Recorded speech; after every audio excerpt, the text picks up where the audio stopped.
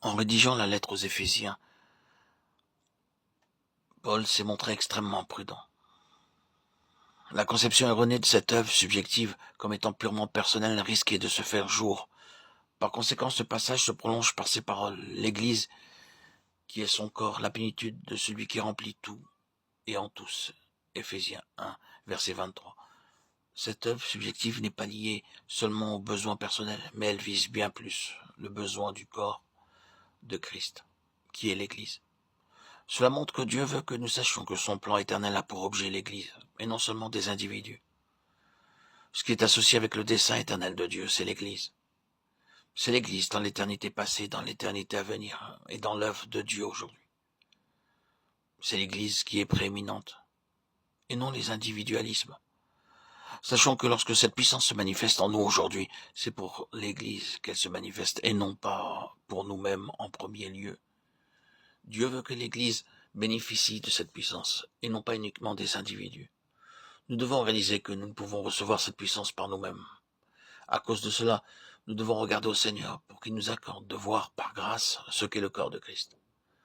Nos vies ont besoin de la protection de tout le corps. Les membres individualistes sont sans utilité. Cette vie est préservée en moi lorsqu'elle l'est aussi dans les autres.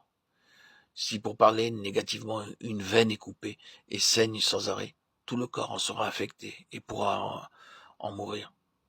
Dans un sens positif, si une oreille entend, tout le corps entend aussi. Si les yeux voient, le corps tout entier voit. Ce que reçoit un membre, tous les autres membres l'ont également. C'est pourquoi nous devons apprendre à vivre dans le corps.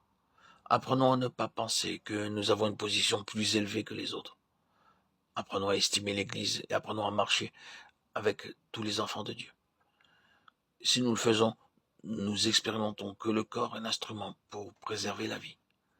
Paul a déclaré l'Église qui est son corps, la plénitude de celui qui remplit tout en tous. L'infinie grandeur de cette puissance est l'expérience de ceux qui savent ce qu'est l'Église. Ceux qui ne voient pas l'Église et qui n'ont pas renoncé à eux-mêmes ne pourront pas expérimenter cette grande puissance. Pour cette raison, lorsque nous parlons de l'œuvre subjective de Dieu en nous, nous devons considérer que l'Église est une entité et non pas un ensemble d'individualités. Que le Seigneur ouvre nos yeux afin de pouvoir réellement voir ce que Dieu fait en nous. L'infinie grandeur de sa puissance ne vient pas en nous comme une grâce de plus. Elle s'expérimente par le moyen de la vision. La question fondamentale est donc la révélation. C'est en voyant, car l'entendre seulement est de peu d'utilité.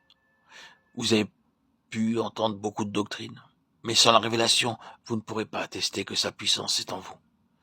Ce que vous avez entendu sera semblable à un exposé morne sans jamais pouvoir le vivre.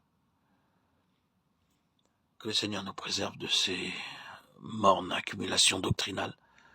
Demandons-lui de nous accorder l'esprit de sagesse et de révélation afin de voir véritablement.